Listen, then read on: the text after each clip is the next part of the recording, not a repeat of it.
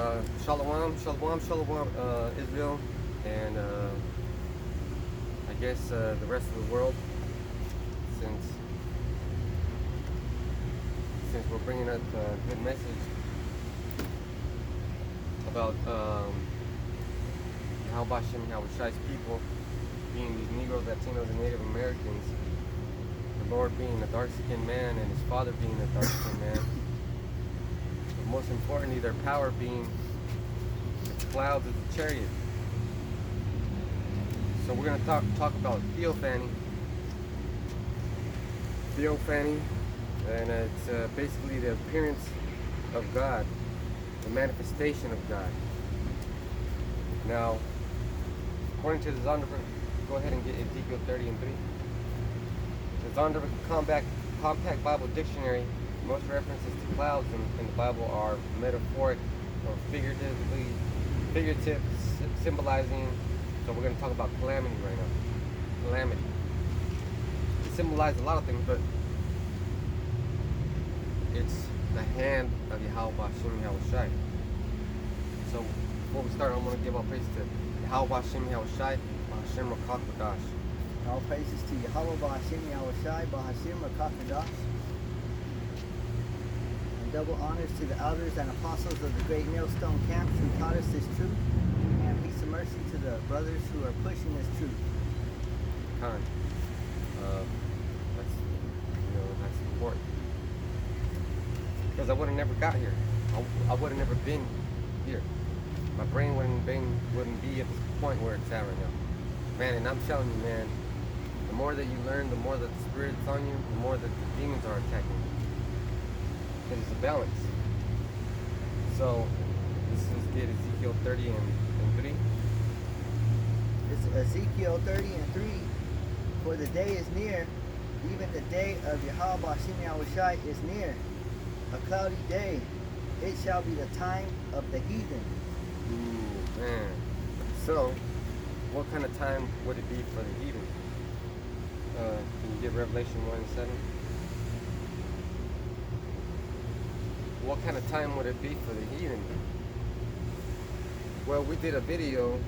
Remember when we did that camp and you got the description of what those crackers called? They're flying with impunity. That impunity is a powerful word. When your enemy describes you, hey man, when your enemy says that you have impunity, that's something great. How about Hashem Yahweh Shai is very dreadful.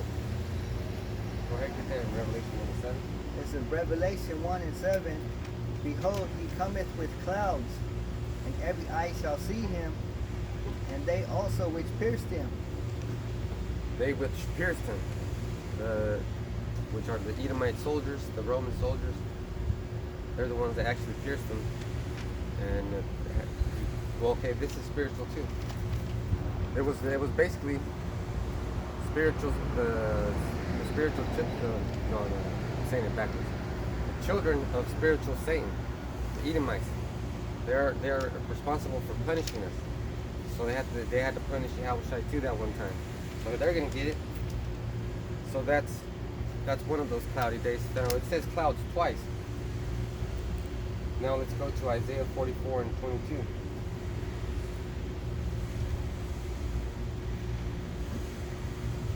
Because one chariot was described as by a lieutenant in the Air Force as impunity.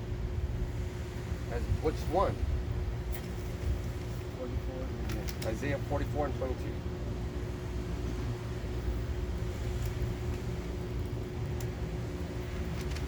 Can you imagine being afraid of one? Being afraid of one? But let's see what that scripture says. It's Isaiah 44 and 22. I have blotted out as a thick cloud thy transgressions, and as a cloud thy sins.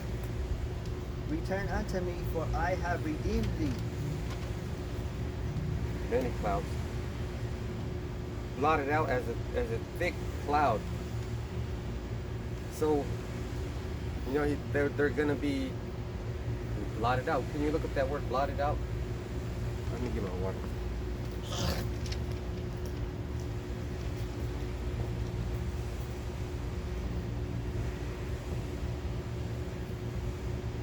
it's blotted out. Strong's 4229.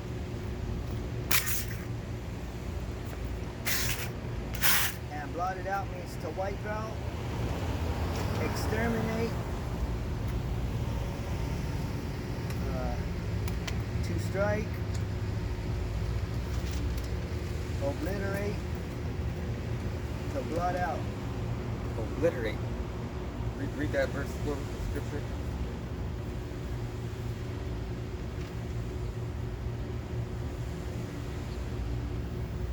It says, I have blotted out as a thick cloud thy transgressions, and as a cloud thy sins.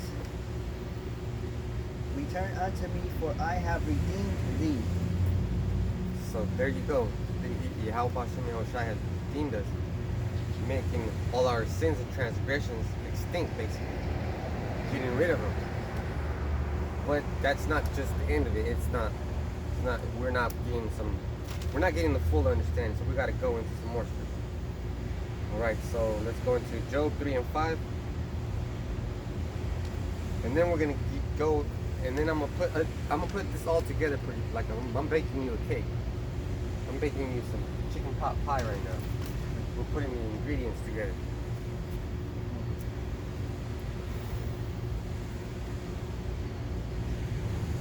Because in every part of the book, hey, you know what? Like, let me tell you like this.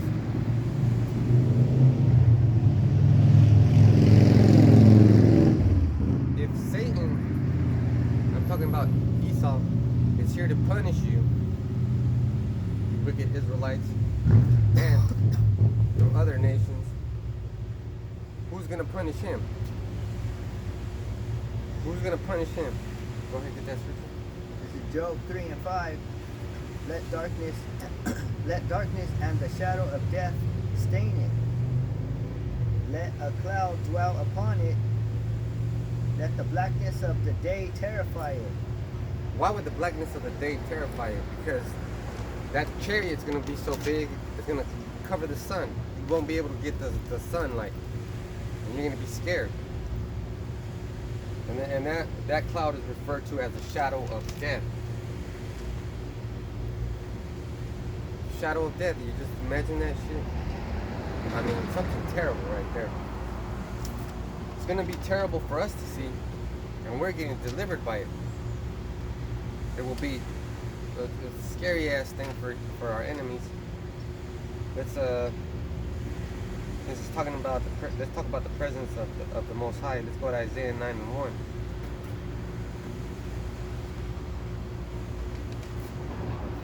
Because now we're gonna get into we're gonna start getting into what happened. I'm gonna show you the power of those clouds. We're gonna get into Egypt and what happened in Egypt. History is very important.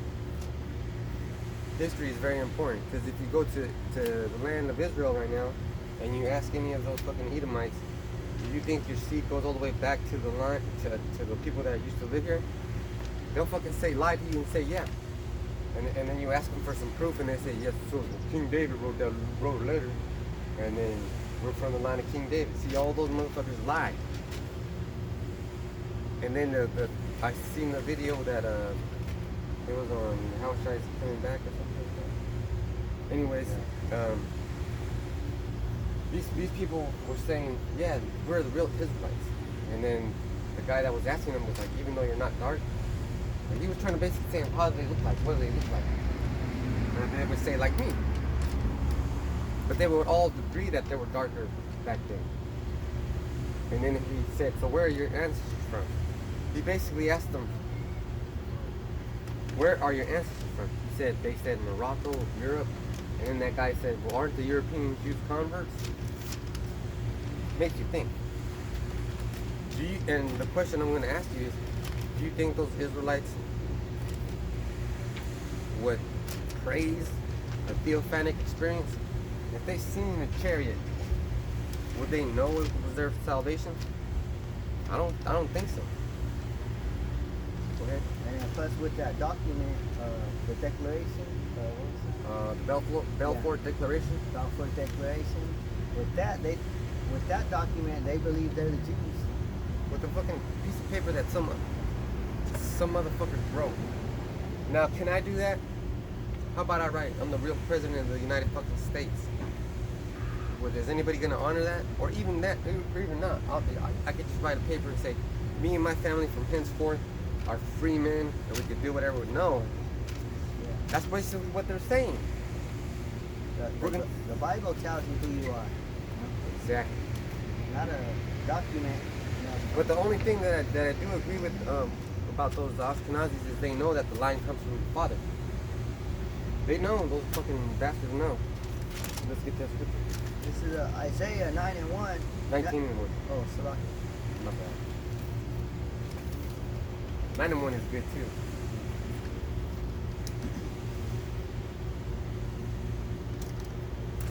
This is Isaiah 19 and 1.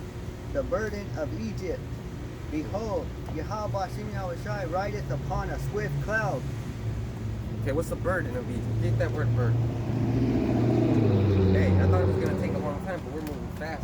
See, I got a lot of scriptures. The studying for this was a long time. I don't know if you can see it because of the glare of the sun. See, that was a long time. That's really nothing, really. If you're turning in a report, it's got to be more than this, or you got to do something. So, what is the burden of Egypt? So burden, the definition is Strong's H4853. It says load, lifting, bearing, uplifting, that to which the soul lifts itself up, that which is carried or brought or borne. Carried, that was caught or brought, right? It said brought. Okay. So now from there, go to Exodus 13 and 21.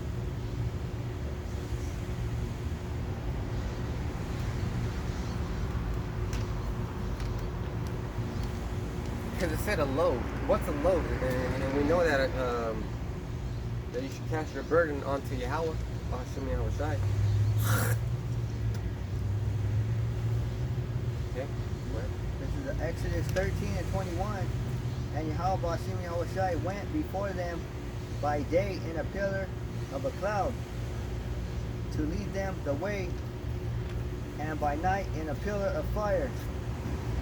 So in the day by a pillar of a cloud, do you actually think it was a pillar of a cloud? It was a chariot. Pillar of a cloud, yeah. What are we talking about? We're talking about the chariots. Because at night it said pillar of fire. So what happened with the cloud? Clouds turn into fire. Clouds have water in them. Yeah. It didn't describe that same cloud at night. So, you know, it was that chariot that was giving off that light from that fire. Yeah, and this is how you know that it's perfect to understand, because there couldn't be a cloud of fire because the cloud is full of water. How's a cloud gonna shine light? Yeah. Well, the cloud can reflect light. Read that again. And Yahweh Bashim Yahushai went before them by day in a pillar of a cloud to lead them the way, and by night in a pillar of fire. Pillar of fire. It said pillar, man. So a pillar has to be something that can support something, right? So the burden was to support Israel straight out of Egypt. And also that burden for Egypt was missing out on that income. Hold Exodus 22, but get Numbers 14 and 14. And this is how you know that this is our history, because in a little bit we're gonna go to 1 Corinthians, and it's gonna tell us, well, here's the thing about that. We're talking about it now. Okay, Yahushai and his disciples were talking about it back then. Why? Because those people are our people when we came out of Egypt. We're those same people. We're those same people. Those people that were in Egypt and we got saved by those chariots. By Yahweh Shai delivered us. Go ahead. This is Numbers 14 and 14. And they will tell it to the inhabitants of this land, for they have heard that thou, Yahweh Shai, art among this people, that thou, Yahweh Shai, art seen face to face, and that thy cloud standeth over them. Ooh, man. See? That thou cloud standeth over them. Can you imagine if somebody had your back at all times? Well, it's true. Somebody does have our back at all times, but we don't see those chariots working on the minds of people to make things happen for us. Sometimes those things happen for good reasons, sometimes they happen for bad reasons. Shit. That movie Brightburn, when that counselor asked Brandon, how come you hurt that girl? He said, well, sometimes bad things have to happen for good reasons. That's just time. Hey, so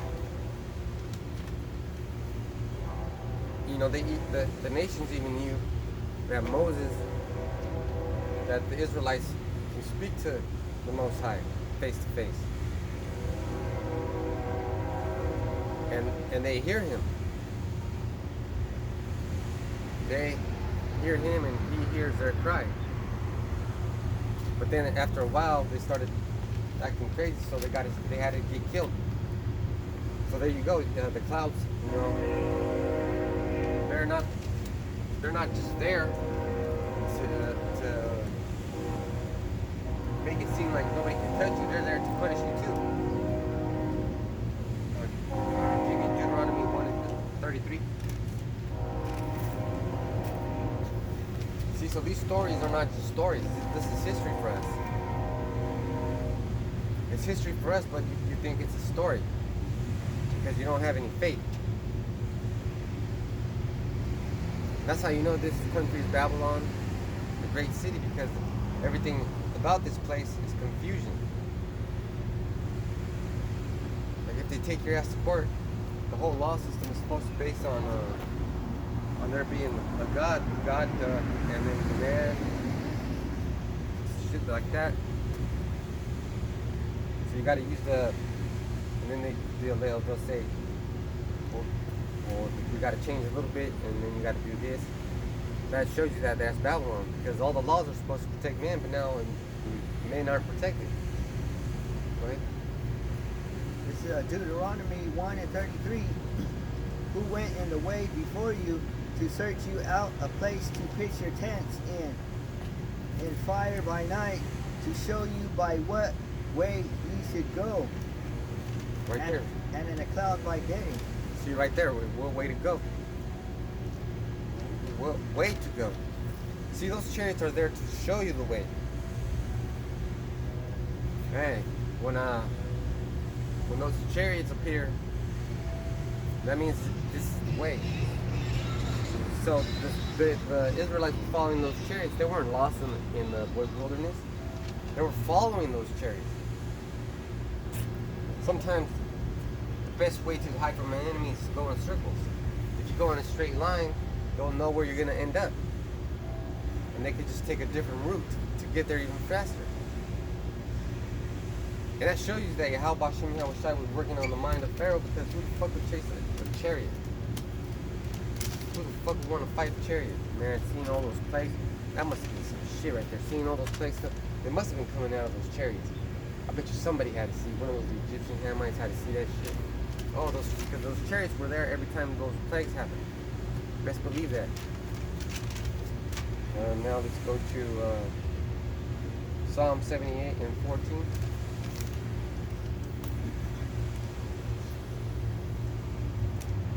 So now King David's going to be talking about it. And that's a common trait for our people. The chariots, the clouds. We see those clouds. We talk about those clouds. Right? This is Psalms, Psalm 78 and 14. In the daytime also he led them with a cloud, and all the night with the light of fire. Man, in the daytime he led them with a cloud, and in the nighttime with a pillar of fire. That's And that definition for cloud is anon, and that's a theophany cloud. hey. It's not just an ordinary cloud. So I'm glad you said that. So Theophany means appearance of God, appearance of Yahweh Shem Yahushai. Theophania means manifestation of God.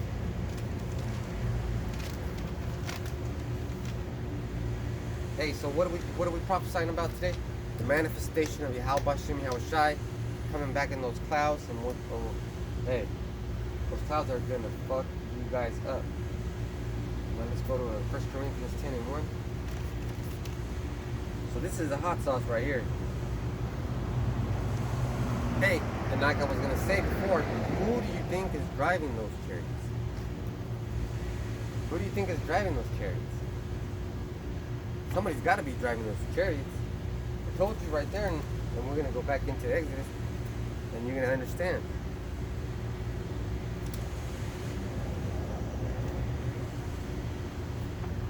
Go ahead. It's 1 Corinthians 10 and 1. Moreover, brethren, I would not that ye should be ignorant, how that all our fathers were under the cloud. Ooh, dang. So what the hell's going on? Whose fathers were under the cloud? All the Israelites were under the cloud. So you're gonna tell me that the Greeks were under that cloud? The whole fucking world was under that cloud? The whole world wasn't under that cloud. Man, hey, when I was putting this lesson together, I was like, man, it's gonna be hot sauce right here. Because now there's no excuse. Read that again. There's no excuse. Listen to this. 1 Corinthians 10 and 1. Moreover, brethren, I would not that ye should be ignorant, how that all our fathers were under the cloud. All our fathers, all the 12 tribes of Israel's fathers were under the cloud. Theophany.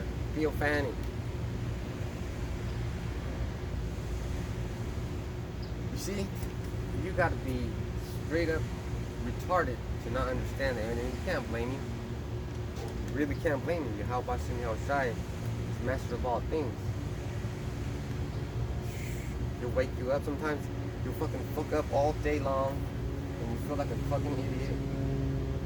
And then the next day you're back to normal. Let's get Nehemiah. Let's go back to Exodus 13 and 21.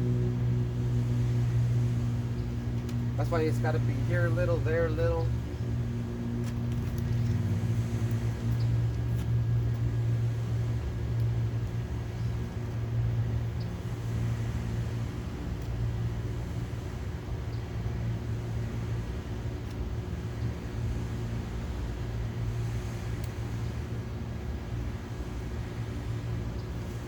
Let me get this first. This is Isaiah 28 and 9. Whom shall he teach knowledge? And whom shall he make to understand doctrine? Them that are weaned from milk and drawn from the breast? For precept must be upon precept, precept upon precept, line upon line, line upon line, here a little and there a little. We're not just going all over the place hoping that we get lucky. There's no such thing as fucking luck. No such thing as fucking luck. This is Exodus 13 and 21. And Yahweh Shem Yahushai went before them by day in a pillar of a cloud to lead them the way, and by night in a pillar of fire to give them light to go by day and night. See, so there you go. That's who's driving the chariots. Yahweh Shem Yahushai and the angels. Let's get Nehemiah. We'll get verse 22. He took not away the pillar of the cloud by day, nor the pillar of fire by night from before the people. He didn't take that away. He made sure that we had those clouds. So he was taking care of us. If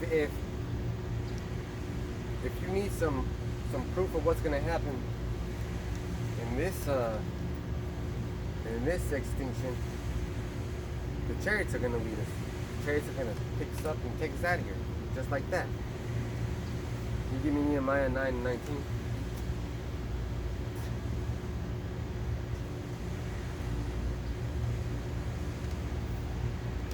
Hey, so now we were talking about chariots.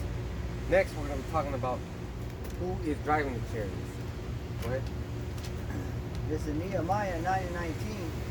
Yet thou in thy manifold mercies forsookest them not in the wilderness. The pillar of the cloud departed not from them by day to lead them in the way, neither the pillar of fire by night to show them light and the way wherein they should go. Now, manifold means many, more than one way. So let's get Isaiah 4 and 5.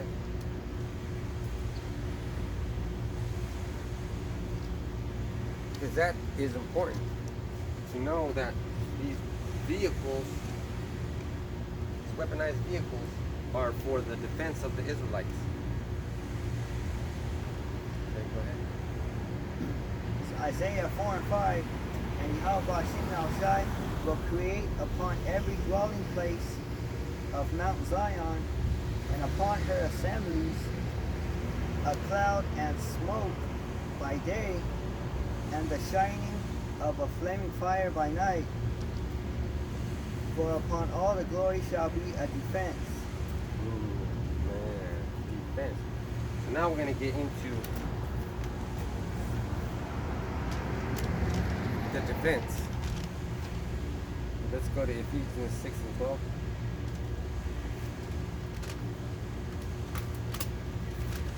Now we're still on the topic of Theophany.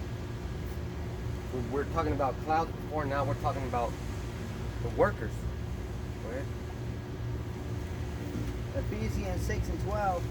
For we wrestle not against flesh and blood, but against principalities, against powers, against the rulers of the darkness of this world, against spiritual wickedness in high places. Now before we get words, go ahead and get that again where it says dark places or darkness. For we wrestle not against flesh and blood, but against principalities, against powers, against the rulers of the darkness of this world.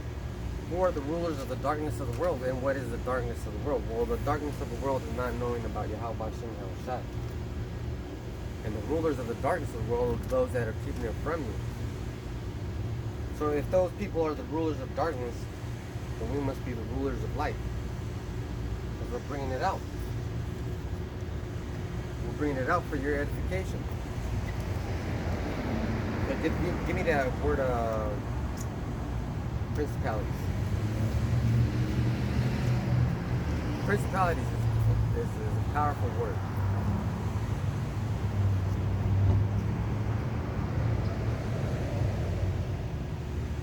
This definition for principalities, it says beginning, origin, the first person or thing in a series, the leader, that by which anything begins.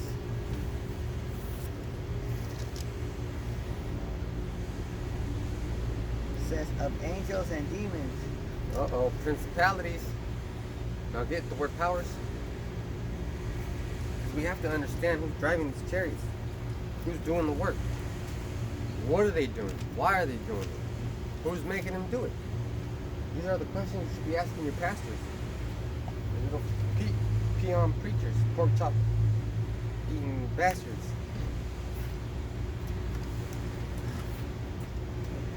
principalities, right? Yeah, no, we're now let's get Or powers.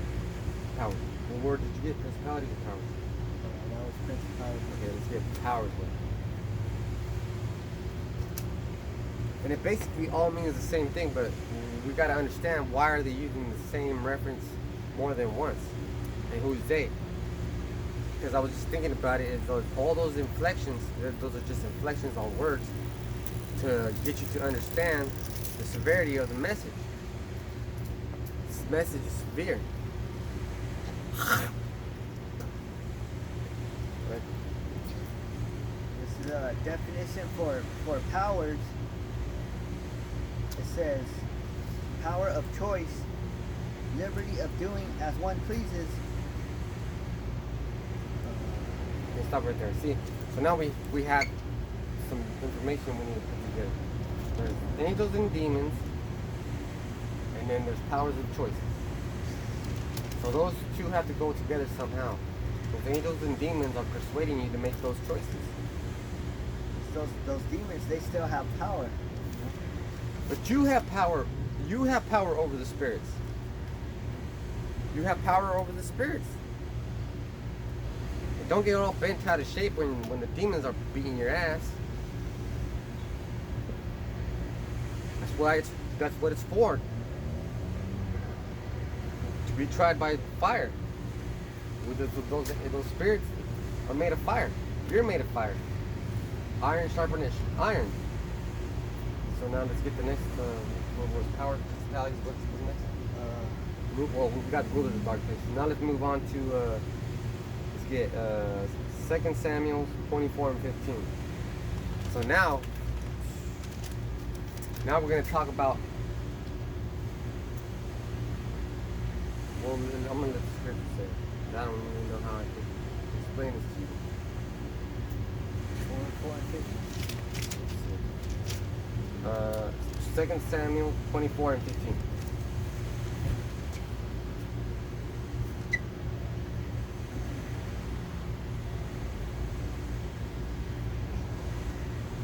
Second Samuel 24 and 15. So Yahweh Shai sent a pestilence upon Israel from the morning even to the time appointed. What's a pestilence? What is a pestilence? Some people think locusts are pestilence. Some people think death is a